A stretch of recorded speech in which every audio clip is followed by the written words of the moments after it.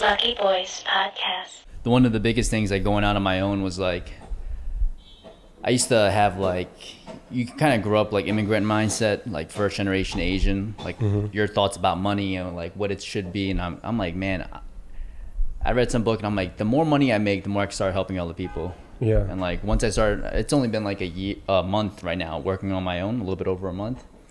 But like if I keep going at this rate, I'm essentially like tripling my salary.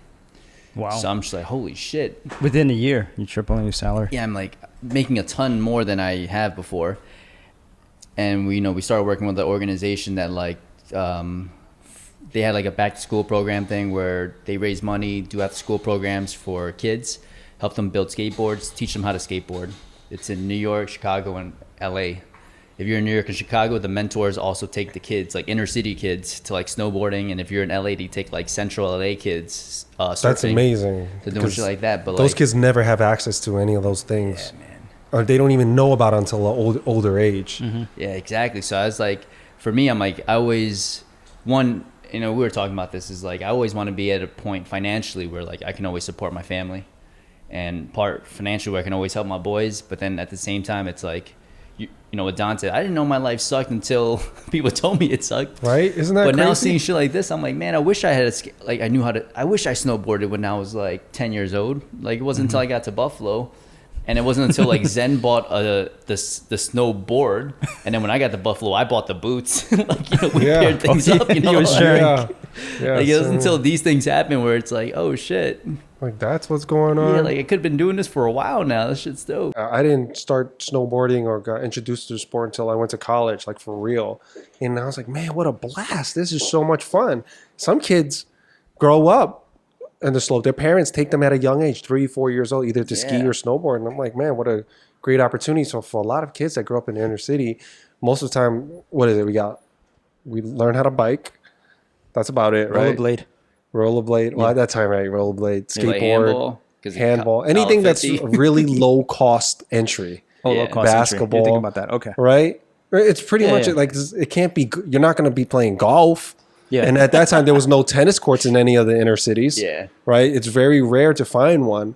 So tennis can be a very expensive sport because for the most part, unless you have a parent that's extremely dedicated, ready to arm themselves with all of the technique or the science behind tennis, then you're really at the mercy of just someone that knows nothing about the sport, and you're just kind of hitting the ball back and forth. You're going in blindfolded, whereas there's kids that get coached up. They know what a forehand is. They know what a backhand is. At 3, 4 years old, they just start getting coached up with, and they have access to warm weather or indoor facilities during cold weathers. Yeah. So it's just, I think it's great. And that was also one of my missions, since that's one of my dreams. I mean, Norm, you know this. I shared this with you when we were kids. Is that number one, like you, to take care of my family, right? To let my parents know that, hey, thank you, right? And you can retire comfortably. And the second thing is to try to help those that grew up like us, right? Where we didn't have access or we didn't know about certain things until we were older, and said, man, I really wish I did this when I was a kid.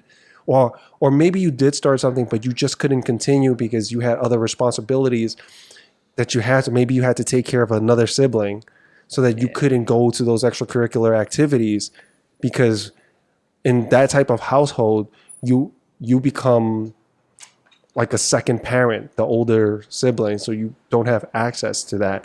And you're forced to take on a role that you don't want to, right? So it's one of those things. It's still a dream, and I would love if our generation was able to go back here in this community, right? Or the communities where we grew up, where we can provide that for the next generation and just continue this cycle of, what was that when you pay it forward? Mm-hmm. Right, continue the cycle, pay it forward. I think that would be incredible. Anyway, you guys been listening, and we haven't introduced, so we figured, go ahead, Norm. All right, we have a very special guest here today. We have healthcare entrepreneur Andy Chen. Welcome to the show. Appreciate it, brothers. Thank you for coming in today and opening up your entire knowledge and world to us in today's show. Not much to tell you guys, but we'll see. You know, No, we'll see you what That's we quite come an up with. introduction. You like you really put like the spot. Like, go ahead, say something funny. Say something funny. I mean, this is like a comedy stand-up right now. No, it's No, not. I know it's like when you go to interview and like, tell me about yourself. I'm like, man, Such an open what you question, trying to right? know? Like, Yeah. So, all right. So you're moving into healthcare. You know, let's continue in that realm because I'm so fascinated by it.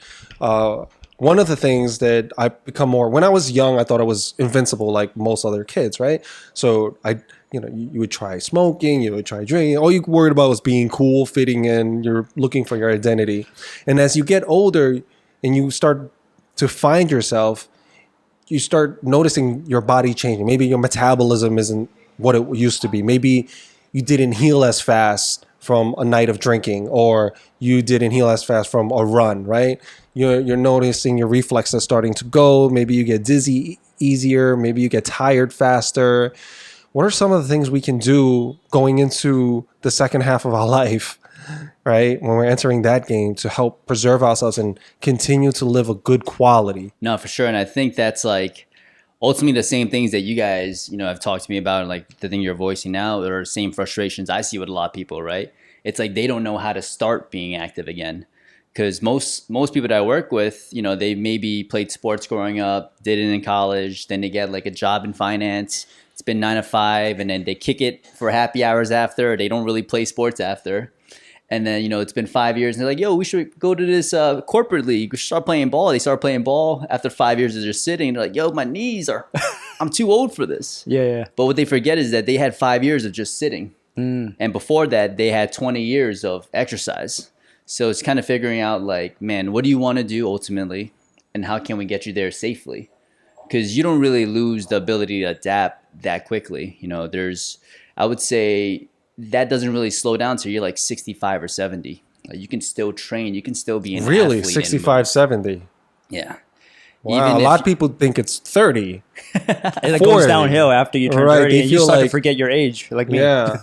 So a lot of people kind of, I guess, defeat themselves mentally. I have done that, Yeah. right? Where I say, oh, I'm at this age now, and that's why it's because of this. It's not because I stopped using what I had. No, for sure. And it's like, when you think about it, like, let's say you're that person that just started that corporate league. Now your knees are banged up. You're like, man, I should start working out.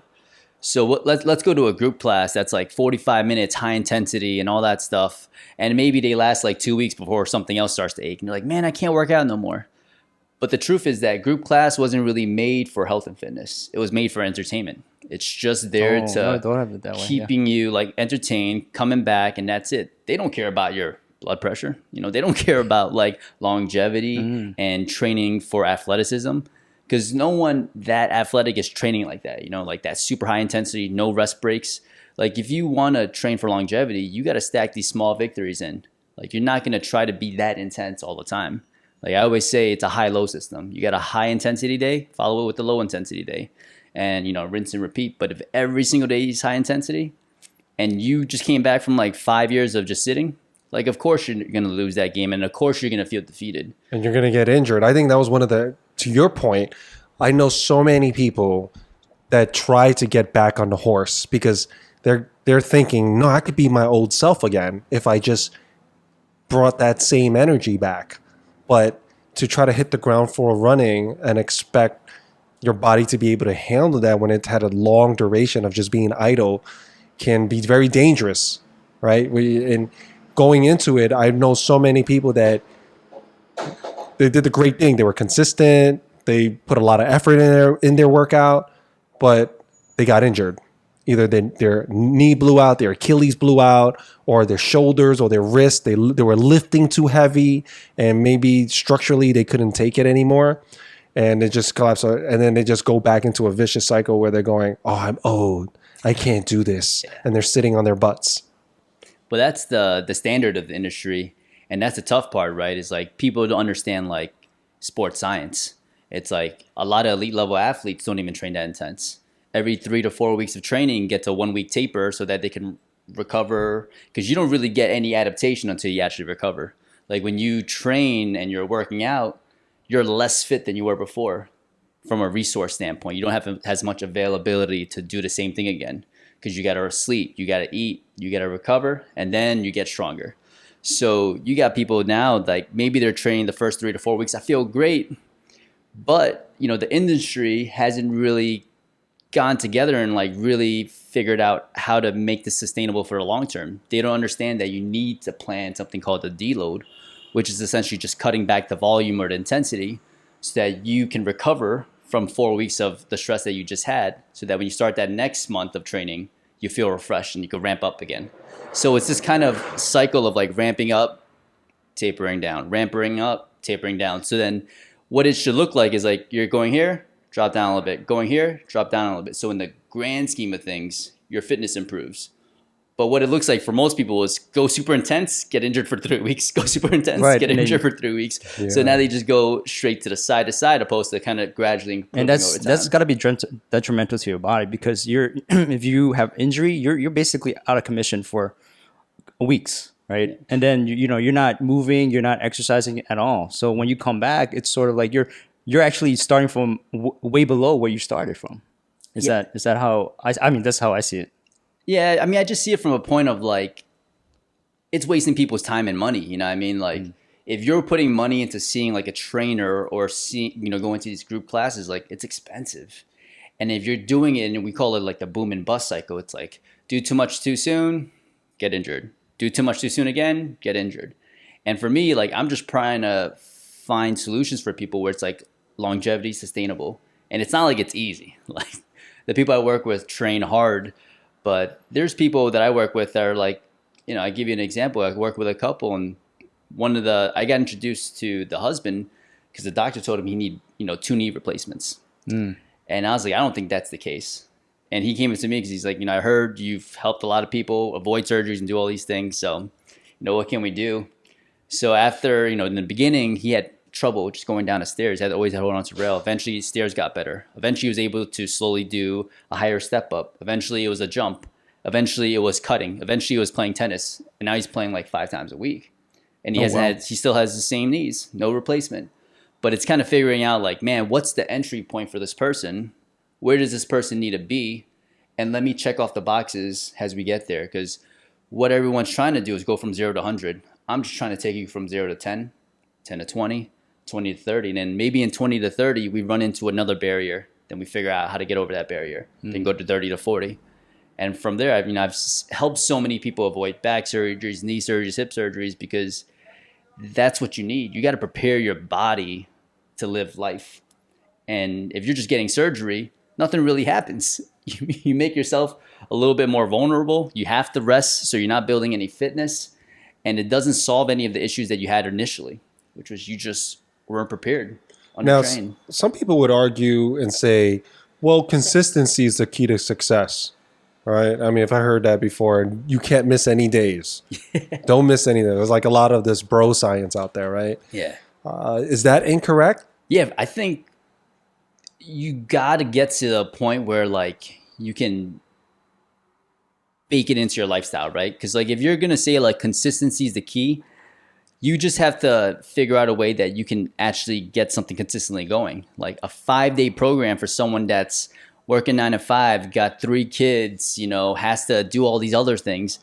When we're in college, we used to train like 2 to 3 hours, 5 times a week because we had nothing else to do. But when you get the stress of like paying rent, taking care of your kids, doing all these other things, like you might need just like a 2 or 3 day a week program. And that's enough for some people. I mean, at least mentally, just from an energy capacity at a certain point, so you don't tax yourself, so that you completely remove that from your life and say, I don't have time, right? I hear that's from so many people. But what if you do that 2 or 3 times a week? Is that enough to see results? Oh yeah, definitely. If you're doing the right things, right? Yeah. And the right thing is just making sure that what you're doing currently is progressively getting a little bit more difficult. So let's say you start off and you're having trouble doing like 10 to 12 push-ups. Eventually, you got to get to the point where you're doing 20 push-ups. Eventually, that becomes a dumbbell press. And kind of keep moving up from there. But the key here is like making sure what you're doing is kind of specific to what you want to accomplish. So let's say like if you wanted to go back to like hiking and doing all these things, like I got to make sure you train your legs. I got to make sure you can do step ups and stuff like that so you can tolerate those activities. But if you wanted to go like let's say, we always say like it's specificity. Your body's gonna adapt to the demands that you place on it. So if you train pull-ups, it's not gonna get you a better barbell squat. Like it's gotta be, okay, if I'm gonna do this, then I gotta train for that. I'm not gonna try to improve something and like do the complete opposite of what, that demands of me. So I always say reverse engineer what it is that you want to ultimately do, and then get into these little parts and see what's missing from you and then train those parts.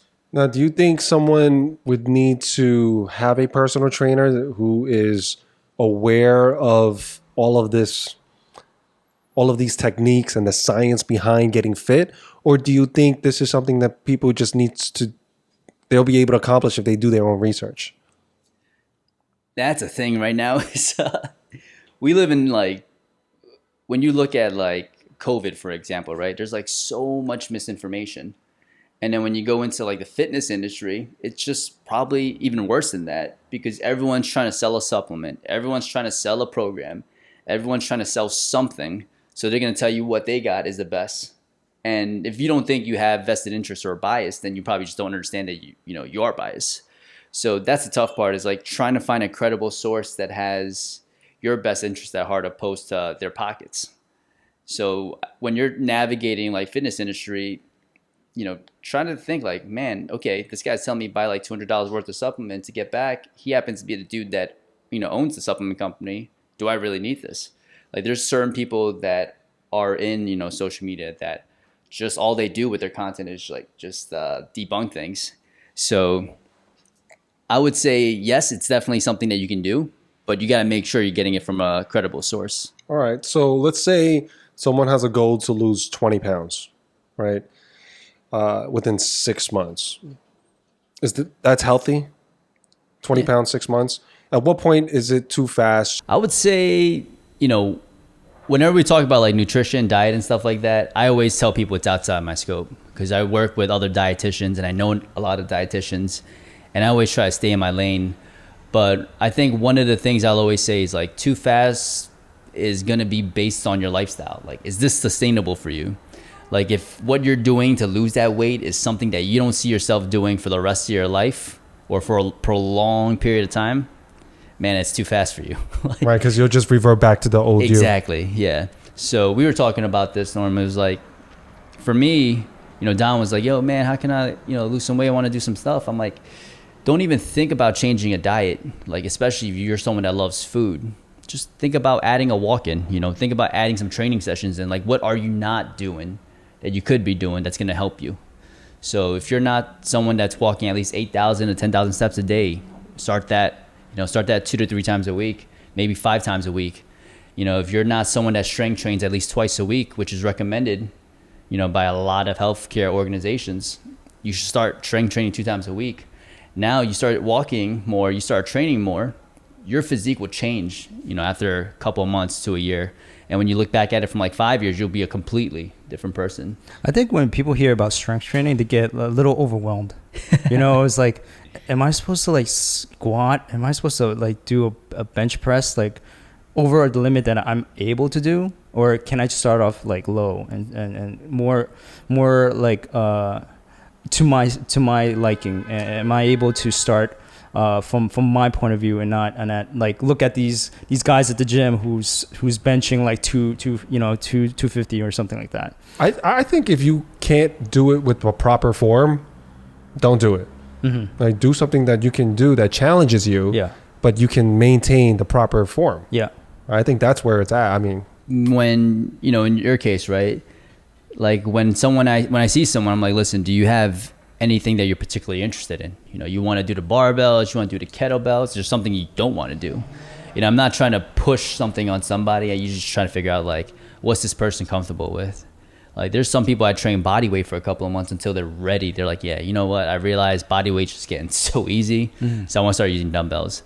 If someone's not ready for it, that's kind of meeting them where they're at and then seeing and sometimes you do have to push them a little bit, but most of the time they'll realize it themselves. And I'll ask them how'd you feel that workout went? And yeah, it was pretty easy. I'm yeah, no, if we keep doing that workout, we're wasting both our times. You know, we gotta, if it's too easy, we know we're not getting any adaptation. So like, we gotta push this. So like, you know, let's maybe add some weights to your walking lunges now. Maybe let's do a decline push-up instead of a flat push-up. You know, little things like that where we can keep pushing the envelope. I knew at an older age, just to circle back here, that I'm not the same guy I was when I was 18 or even 25, right?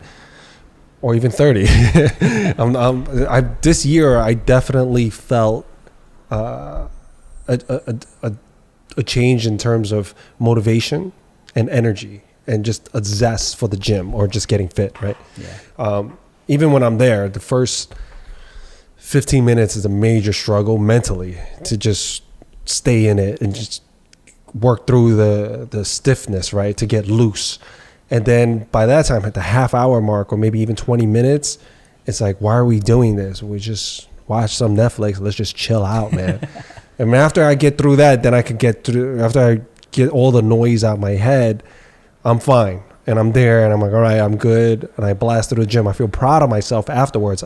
I'm glad it's over too, right? And a part of me go, you know, when I was young, I never thought of the gym and said, or whether I was playing basketball with my friends or at the gym working out, where I said to myself, geez, I'm glad that's over. I mean, I was like that with runs because I was never a runner, right? Oh gosh, thank goodness, like finish line, great, we're done. Let's get something to eat.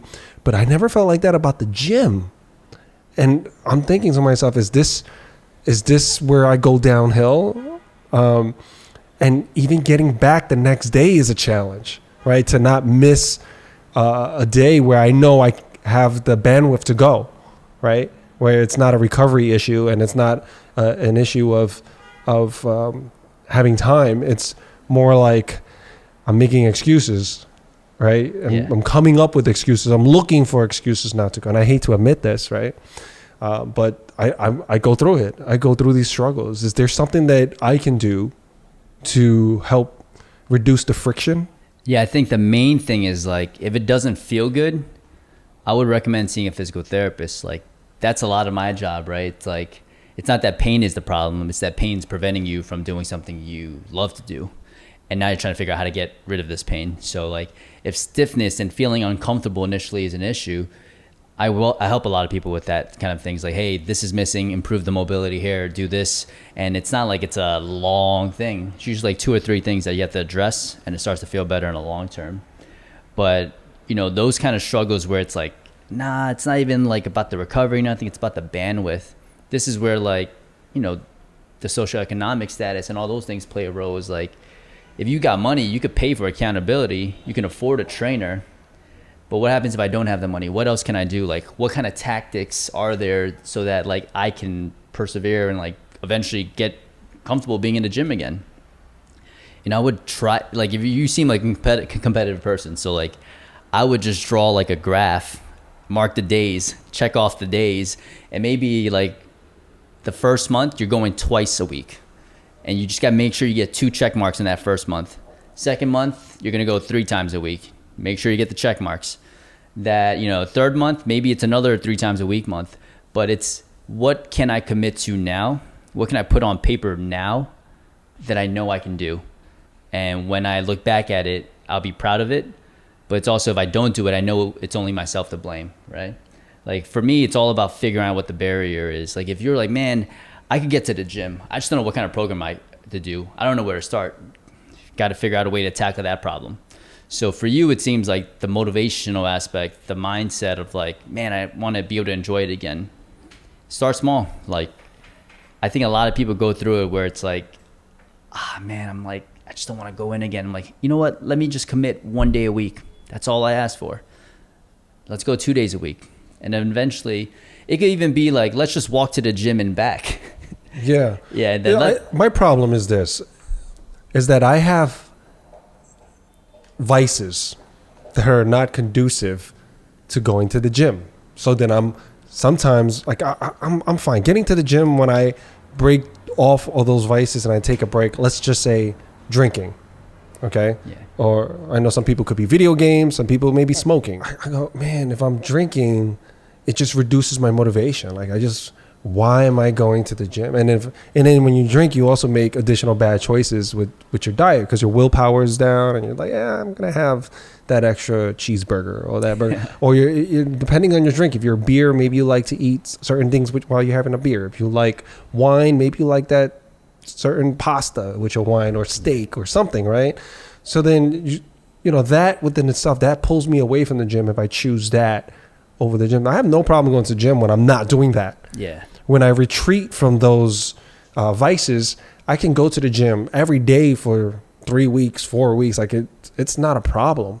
But when I reintroduce those things back into my life, then the motivation, it feels strange. It's like I lose momentum, and then start feeling like stiff, right? Yeah. Whereas when I was younger, I could do both. It didn't really matter. I had so much energy. I had just full of exuberance, where I didn't really think that much either. I was like, yeah, it's fine. I don't care. I'll just do it. Now I catch myself overthinking, like, man, I'm just sitting on a couch. Like, shouldn't, maybe I should just look for something to do. And I hate those conversations because I feel like there's two people inside of me fighting to see who's going to win. And sometimes, that other thing wins that chooses comfort. Yeah. And that's when I begin to hate myself, because then that voice becomes stronger, because now I missed the gym for 2 days, 3 days, 4 days, 5 days. I mean, it happens to all of us. And then my friends are like, oh, well, what are you talking about, man? You look fit. I was like, but I'm not where I want to be, right? It's perspective, right? Like Norm said to me the other day, I was like, man, I gained 15 pounds, Norm, like last week. He goes, what? As soon as you walk in here, I was like, this motherfucker's so skinny. Like, what are you talking about? I hate this guy. What I thought. Yeah. So, but then to me, I thought, I just feel a little heavier. I feel slower. I mean, it wasn't 15 pounds of muscle. This is 50 pounds of cheeseburgers and pizza and wine and things like that, and hanging out. It's a lot of fun, but I'm just curious. Is it? Are you hesitant because if you had your vices, right? You went through that, and then you go to work out. Is there a certain result that's going to happen that prevents you from going? Like, is pain because I drank the night before? I did the 45-minute P90X style workout. Oh, you're still doing that? No. I did. I just remember clearly that when I drank the night before, went to the P90X workout, and I had the most crazy pounding headache. That's so like 2000s. Yeah. So people don't even know, but it's a high intensity workout, right? Yeah. So I had this huge headache, and I realized, like, wow, this is the result of drinking from the night before. So I realized, like, if I'm going to do something like this type of workout, I cannot put my body through that beforehand, right? For me, it kills my zeal, right? Your enthusiasm for it. It encourages, for me personally, I don't want to speak for anyone else. It's not pain. It encourages laziness. My inner laziness, it encourages that. It fosters comfort, right? That part of me that loves that. Just when I'm drinking, it's like, hey, let's just have fun. Let's just lay back and laugh and enjoy life. YOLO, And I'm just, because I have a very extreme personality. I love going all the way this way, and I love going all the way that way. I just feel like you get the most. And that's where inside that war happens, right? Because I also love being fit. I love feeling healthy. I love waking up or getting a good night's sleep, right? When I'm not drinking or not indulging myself. The payoff is I get a good night's sleep. I feel young. I feel fast. I feel great, ton of energy. Mentally, I'm even quicker. My skin looks great. Everything's like just awesome. But then, sometimes it's like, man, I kind of want to have fun. This is getting a little boring. I want to maybe indulge in that ice cream and just, have some sugar that I'm not supposed to. Have a little bit of red meat or some fat, maybe with a bottle of wine, and enjoy that. Maybe I want to meet up with my friends and have a nice social night out. And the thing is, it's like once that happens, then it becomes, man, this is kind of nice. I want to do it again tomorrow. It works both ways. When I'm working out and I get started again, that was nice. I could do it again tomorrow. And I keep going there until I get derailed. And same thing here. I'm having a good time. That was nice. Let me meet up with my friends again. Let's hang out. Let's do this. That was great. And I'm like, man, I kind of miss working out. And I get derailed. I think at this point of age, like, it's okay. Honestly, like, it's okay to have those breaks, because if you're not like going all in on it, and really messing up your health, then I think it's okay, because you're gonna have those 1 or 2, 3, days of, okay, I'm gonna binge on something. It's okay. And so is this something like where I should just manage my expectations then? Like, yo, Will, you will never be truly fit because you're unwilling to go all the way this way, and that's a fact, right? Because you want to take those breaks, you want to have your piece, you want to vote for the other Will to emerge, right? So we can never be truly fit, right? Or, it's just like, okay, then you'll always be just an average kind of fitness kind of right. But deal. what is fit in your mind, right? So, to me, you're fit. We're not obese. We are active, but we do like to have a drink. We do like to indulge in ice cream. I do.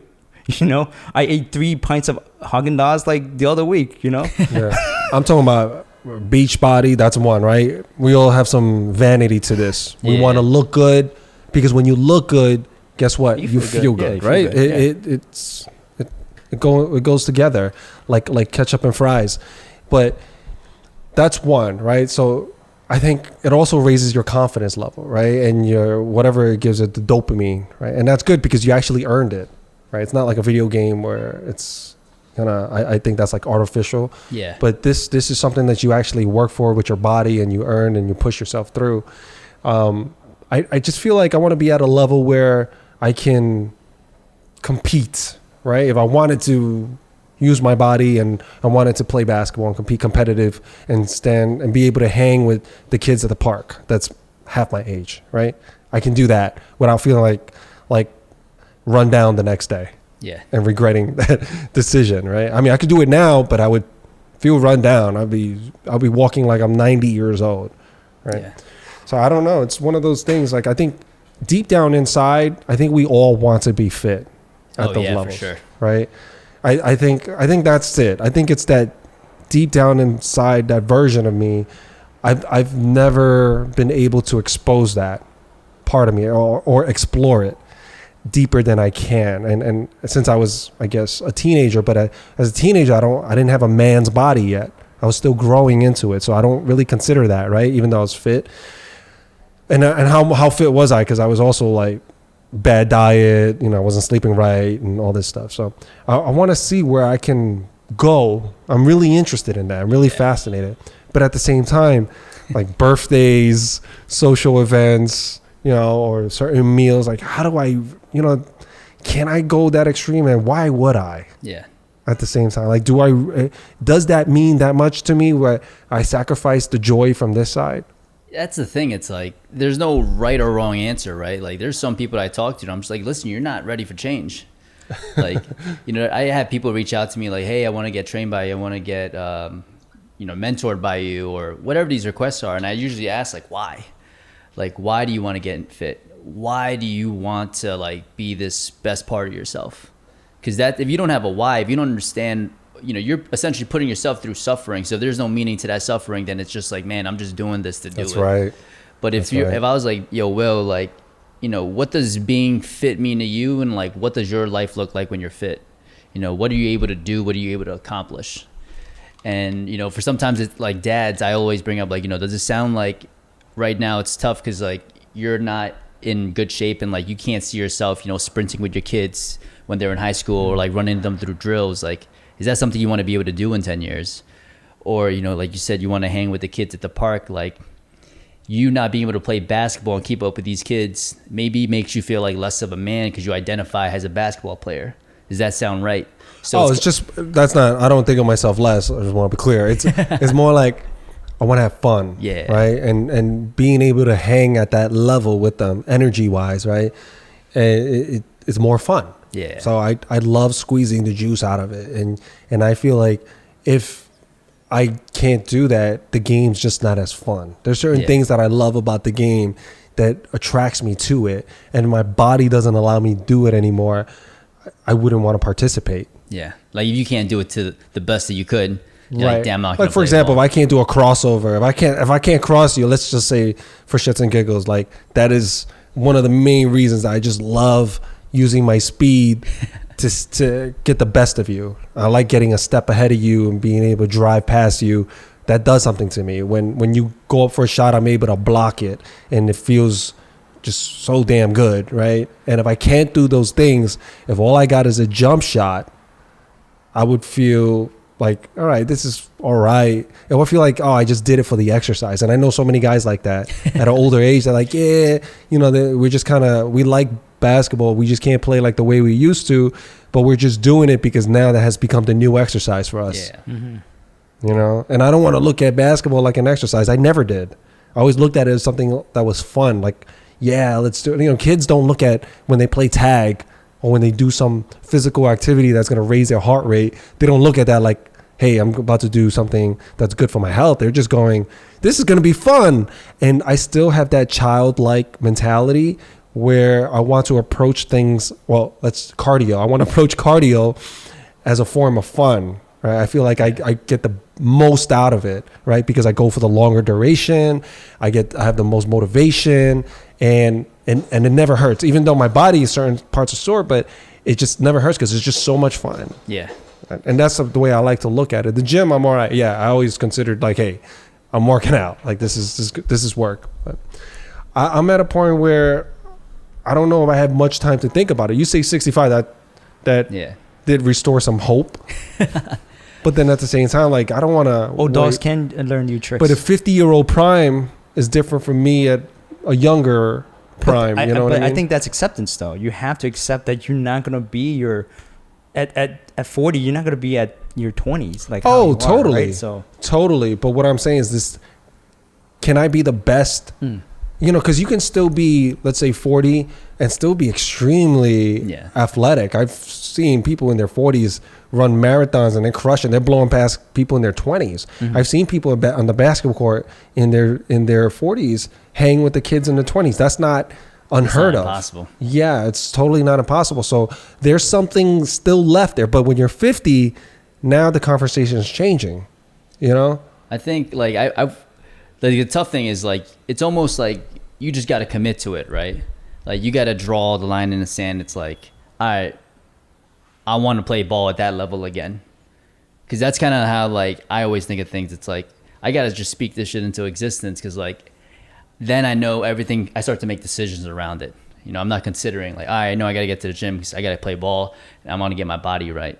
But I've worked with guys like they've been collegiate athletes before. One of the guys, debilitating back pain, like terrible back pain. How old is he?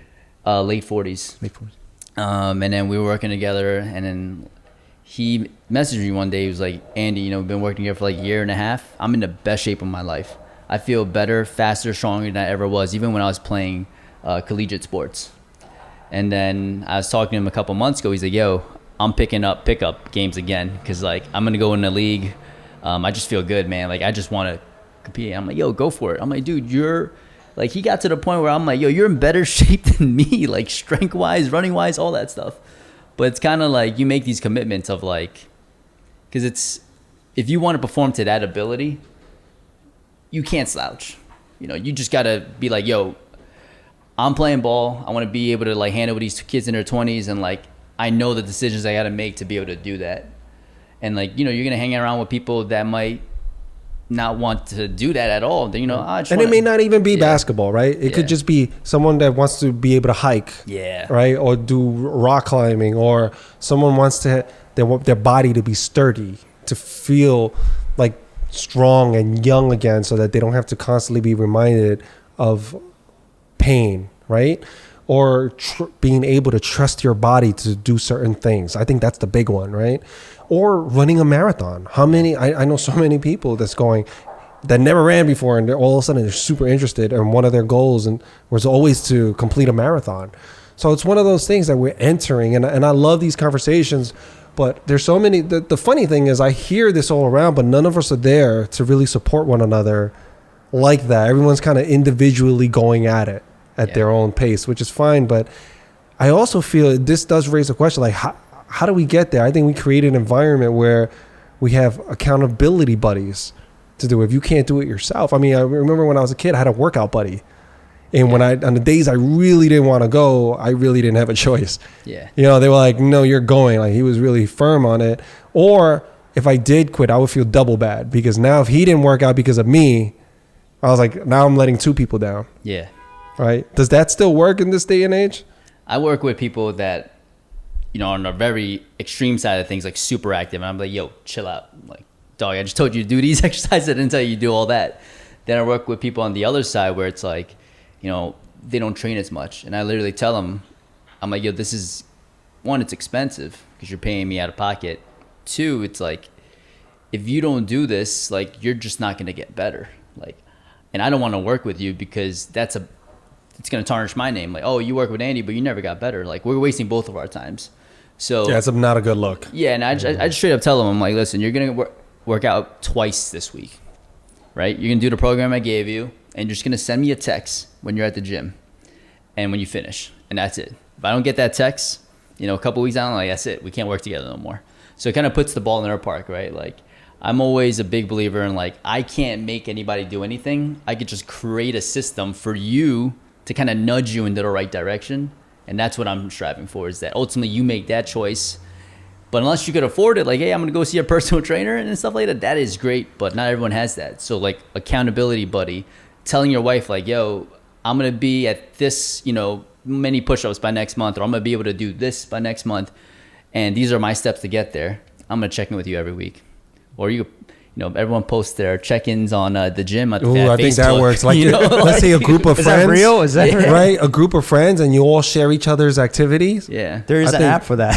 Yeah, I think that would be huge. Like, oh, Norm was a lazy fuck today. Yeah, he didn't run. He didn't. Yeah. Look, there's an app Or where you Norm actually put slated in, like- today, you know. Yeah. Damn, I was a lazy fuck. I gotta do something Yeah, today. and there is actually notifications. I that love pop that. Up. Yo, Yeah. we should do that. There's a 5 a.m. Norm, club. let's do that, bro. I'm serious. no. One of You my, see, this is exactly what I mean. It's like everybody kind of, sort of wants it, but when it comes down to getting together, Yeah. this is a perfect example, right? That was just illustrated. Like Norm was saying he wants to be fit. I was saying I want to be fit, and I'll say, like, accountability, buddy. You say it works, and now I'm here presenting the case. I'm like, yo, let's do it. And Norm was saying they have apps for that, selling it. And I think. let's do it. Norm's like, no. I think I'm the wrong buddy. That's No. the wrong, right? So No, you have no, to no. find the right it's not. accountability Why buddy. are you the wrong buddy? I know. I think I'm the wrong buddy. You know. I know, but think- why? What I'm saying is like, why? For me specifically? Yeah. No, because Norm don't want the ball in his park. no, because I think my goal of fitness is different from yours. So if you want to be able to play ball, that's not where I want to be. Oh, what You know I'm saying is that we're not working out Right. together. It's just a group of us Yeah. that have a mutual interest in staying fit, no matter what your goals are, whether it's to have a Oh, beach body okay. or to Alright, be able alright. to go rock climbing or Alright. to be running a marathon. I think that's all well and okay. But I think You're saying- sharing like how many calories you're burning, or I did, your fitness goals. I went Yeah. to the gym today, and then that's what I'm saying. Like today, Yeah. you know, we could, I don't know what the app looks like, but if we see that you didn't do anything for Yeah. 2-3 days, then the rest of us can go, hey, get up, Right. Yeah. Yeah. get going, man. Come Yep. on, chop. I did that. I did that with Izzy and Arthur, and that kind of went out the window. It went out So- the hill. If all of you guys like are, you got to have one guy that's a drill sergeant at least. I all mean, 3 of y'all were wait. like, yo, you're all the wrong buddies. At a certain point, I was like, I don't want these motherfuckers to know what I'm doing. Close app. No, there's one of my business mentors has something called a 5 a.m. club. So you commit to waking up at 5 a.m. and you tackle the hardest task of the day at 5 a.m. that takes the most of your energy, but you know it's gonna like chip away at getting you where you I want like to be. that. If you don't check in at 5 a.m., you gotta pay money. Whoa. So, you know, you it's just can- a financial Financial, incentive. yeah. So now Okay. you keep missing them, and it's like, you know, then, you know, you're losing money. It's an app. And also you can be like, yo, it's just going to be donated to charity. Why can't you or just something. quit? Why you Oh, just that's like, awesome. Fuck, yeah, I'm not doing this. But you got to, that's the thing where it's like, you have yo, to sign a contract for you a got to year or commit. something? You know, I mean, that's kind of the thing. It's put your like, money where your mouth is. Annie up. I feel like so much of like personally, like my life, I'm like, my life just got a lot better when I realized like, yo, I just got to commit. And I realized that once I go all in or all out, it's, to me, that's the way to be. Like, fuck moderation. You know what I mean? Like, I'd rather just go all in and just do this thing or just not do it at all. So like, if you're not going to commit, I just feel like there's no even point. Like, just figure something else out. Because for me, doing that, drawing that, and telling the world, doing as much thing as you possibly like. I used one of my boys is he moved to Salt Lake. He's living his dream and like doing this running job. He's the guy that runs and they're recording behind you and stuff. He said, you just gotta speak this shit into existence, what you want to do. So we're out on the balcony and I'm like, yo, I'm just gonna open up my own practice and I'm gonna like provide good jobs for other people and I'm gonna do all this stuff. And I'm like, damn, it felt good. Oh, that's what you did. Yeah, I just like this is right before you started your business. Yeah, it's like just said it. I'm like, just gotta speak it into existence. Like I'm committing right now to doing that. Oh wow. Yeah, hearing yourself, I do that too. These positive affirmations. Yeah. I say it to myself too, and the crazy thing is, it did not happen immediately, but all the positive affirmations that I did several years ago, that I would scream it. I would scream it out loud, and people think I was a psycho, right? But I would scream it. I would shout it, and it came true. Yeah. A lot of the things that I screamed. I mean, obviously, it wasn't just. I don't want to give everyone the notion that if you just scream something out loud that it's going to happen. But for me, hearing it triggered something. Yeah. Self-belief and confidence, and just me screaming and letting those emotions out, that was bottled up inside, and just letting this monster inside, this good monster that needs to come out, and just letting that person come out, and just hearing myself, and that did something to me. And it just pushed me towards it to do something every day. Now, I didn't go 0 to 100. I gave myself enough roadway to fly. And I think that's key. Sometimes we don't give ourselves enough roadway to get off the ground, where we come crashing back. We may look like we're going up, but we don't have enough momentum, and we just dive right back down. Sometimes we need to build up enough of those points, enough of those wins, so that we can be able to fly off. We have enough energy behind us, or experience, or whatever it is, physical attributes to hit your goals. And I'm just so glad that, because I used to think it's a lot of bullshit. I was very cynical about all of that. Like, this follows like The Secret. All you gotta say, you say it out loud. But in a weird way, how many people have said it worked for them?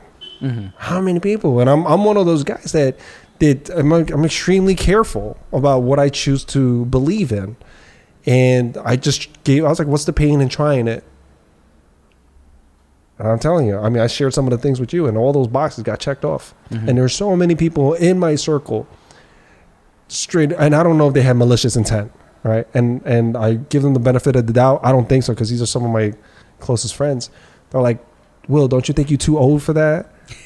Will, man, maybe you shouldn't do this. Like, I think that's kind of hard. Like, or, hey, man, or they'll plant doubt, I think unintentionally, where they'll go, well, man, it's really hard, man. I just don't know if it's possible you can do that stuff. It's just, why? And I'm just like, why not? Yeah, exactly. Why not? Are you kidding me? I'm just supposed to not try because it's hard? I'm just supposed to not do it because somebody else thinks it's impossible? I think it's possible. I trust in myself. Why don't I just give it a shot? So I said to myself, screw all y'all, man. I'm just going to go out here and do it. I'm going to try to create a better life. I'm going to try to make shit happen. And I'll tell you, man, I'm at a point where I'm just like, I'm what's next? Because I'm looking for the next one that's impossible. And I was sitting down with my wife, and sitting down with her, I'm going, all right, I got these goals, and they're just like pretty obvious that everyone shares, right? It's nothing rare, nothing impossible. It's just financial goals, certain things. And I think everybody kind of eventually looks internally, like, all right, I want to be able to save $100, $1,000, $1 million, whatever it is, right? So my wife and I just kind of sat down and just kind of had these goals. But I said, I want to find something else that will get me jumping out of bed. Not money. I don't want it to be connected to that, right? I just want it to be something more, right? That just gives me self-fulfillment. And it can't just be capital, right? It just can't be that. Like, what else is there now? And I'm just trying to, I'm at that road where I'm looking for that purpose, right? And it's weird because I found purpose, right? And I have all these other purpose in my life that I feel totally complete about. But I'm thinking 5 years down the line, 10 years down the line, what can I build the 5-year version of me that's older, or the 50-year-old version of me, or the 60-year-old version will go, yo, I'm really glad you did that. Like if I could take a time machine, like let's pretend I'm 65, right? That age you said. And the 65-year-old version of myself, what would that person have wished that I created a purpose now? If I had a time machine, I could go back. What would I wish I'd done now for that purpose? And I'm pretty sure it's not just going to be about money. Yeah. Like life has got to be bigger than that. Since like kind of starting out in this like entrepreneurship role, it's like I've been reading, the self-improvement books again, and it just hits different, man. Like when you're talking about like speaking things into existence and like having these important conversations, like I just realized like how much of myself like I was holding back. And being like Asian American, first generation especially, it's like you kind of knew what your role was before you even had a chance to grow. Like before you even had a chance to learn about the world or like what your potential was, your parents kind of try to protect you from a lot of things, right? Giving you all these rules to follow. And sometimes those rules really aren't conducive to getting you the job you want, getting you the life you want when you get older, because you realize times have changed. So being Asian American, like, you guys know my brothers, like we're way more outspoken than typical Asian Americans, but like those are things where like now I'm realizing in adulthood, like I got to unlearn a lot of shit that I've learned in the past because they weren't rules that I really put for myself. It was rules that other people did. So once I started realizing this, like, man, I got self-limiting beliefs about my work potential, about money, about life and stuff in general. Once you start realizing that, you realize and you look back at your life, how many decisions you made based off of that and where you're at now. So what's going to happen in the future? Like, what do you want to be known for? What's your purpose? Like, never growing up, my mom and dad ever thought, like, what's your purpose? Like, what do you want to do in this life? It's like, you're going to be an accountant. Those conversations were never had. Yeah. Like those neurons never like sparked any, those neurons that were never created in your brain. When you have those conversations, you actually create these different like thought processes, and then that leads you to that path. Yeah. And that's why I realized like having conversations, like if you don't have, like let's say you had a financial goal and you don't have conversations with people who are actually at that level, like millionaires, billionaires, you will never actually, realize that the potential that you have the potential to get there as well. Yeah. It's just that a lot of the times it is like the mindset, the thought processes, they have to change. And a lot of it is from your upbringing. And then it's your circle too. Like, your circle is going to be very similar to your upbringing because everyone kind of grew up with similar friends. And, when that hit strung a bell with me, when you're like, yo, strung a chord, it's like you have these goals and you tell your boys and your boys like, yo, man, like chill out, dude. Yo, Andy's being real ambitious right now. And I think it's like the more you try to be risk averse, you realize that's really risky, right? Like, think about life. No one's going to get out of here alive. So like, why not do something crazy? Why not try to like, when you look back at life, I just want to be like, man, I wish I would have done that. Like, I don't want to be that dude.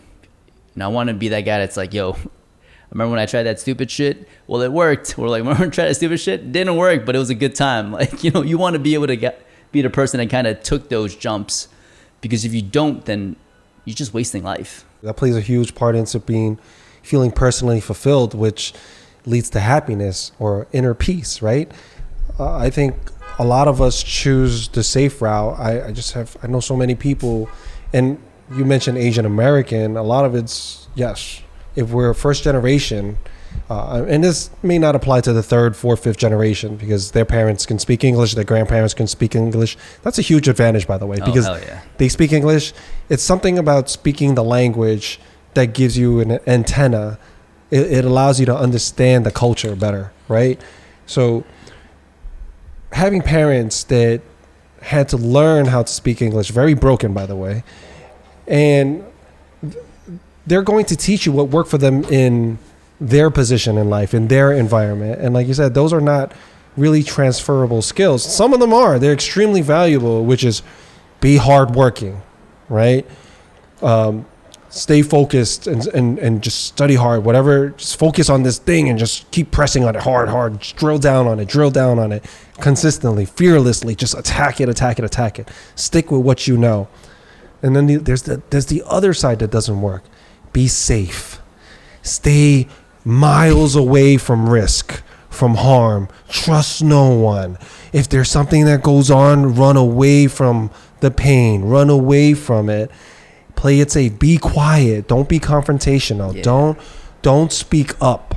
Right? And those are some of the things that I think can be destructive inside, because that creates a person with low confidence. And I think a lot of it, in order to find yourself, you need to hear yourself outside of your own thoughts. I'll say it again. In order to find yourself, you need to hear yourself outside your own thoughts. You need to have conversations with people to explore your ideas and hear yourself say, like, oh, wait, that actually sounded kind of stupid. Or, okay, I like the way that sounded, and I like the way it sounded with your ideas. Let me think about that for a second. And then you explore who you really are. It's a journey. But if all of this just goes on in your mind, then how can you really know yourself? Right? How can you really know yourself if you're not confident enough to share it with everyone else? Lucky Boys Podcast.